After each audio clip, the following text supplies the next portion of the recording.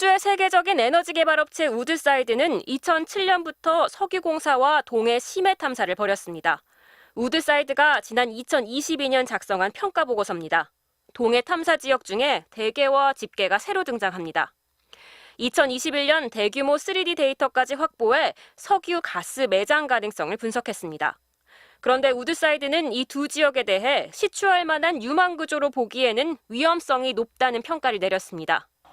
보고서는 대게와 집게를 시추해 볼 만한 확률이 각각 75%, 25%라고 적시했습니다. 결국 석 달 뒤 우드사이드는 석유공사에 철수 의사를 밝혔습니다. 1억 4천만 달러에 달하는 자금을 투입해온 업체가 그냥 물러난 겁니다.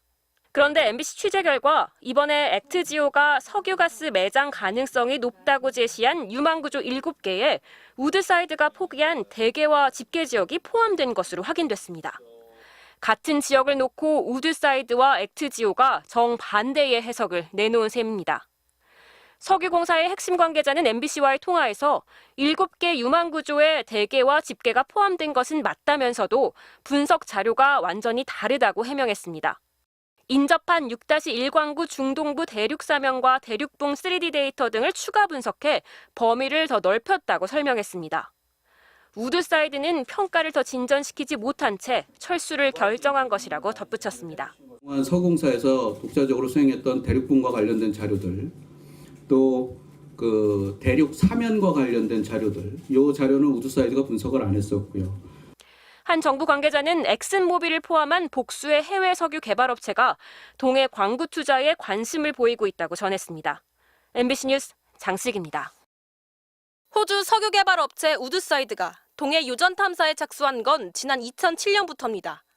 이후 10년 동안 동해 8광구와 6-1광구 북부 지역에 대한 탐사를 진행했습니다. 이번에 액트지오가 분석한 곳과 같은 지역입니다. 우드사이드는 탐사뿐만 아니라 실제 시추까지 했습니다.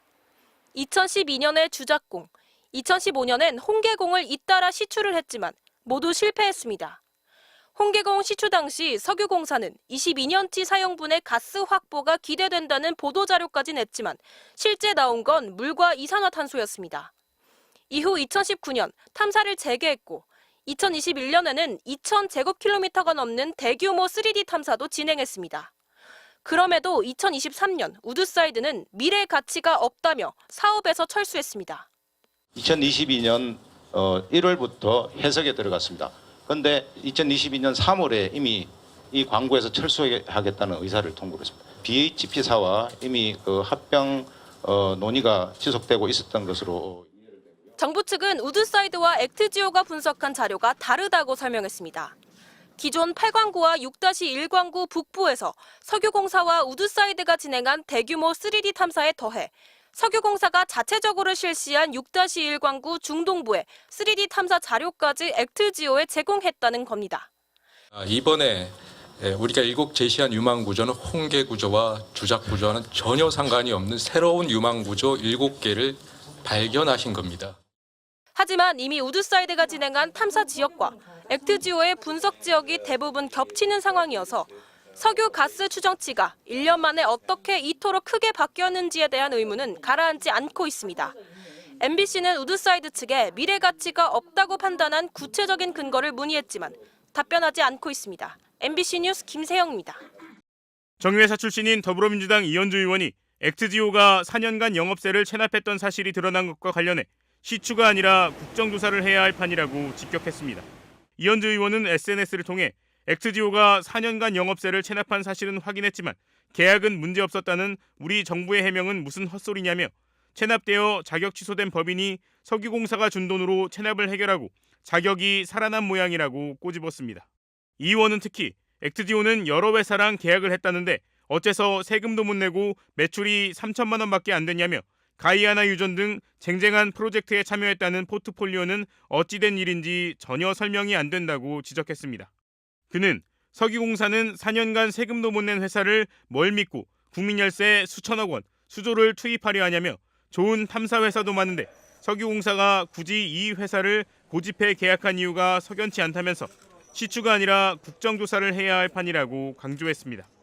투자자를 찾아서 한다면 모를까 이렇게 미심쩍은 일을 어려운 경제와 재정 상황에도 불구하고 막대한 국민열세 투입해서 밀어붙이는 건 반대라는 겁니다.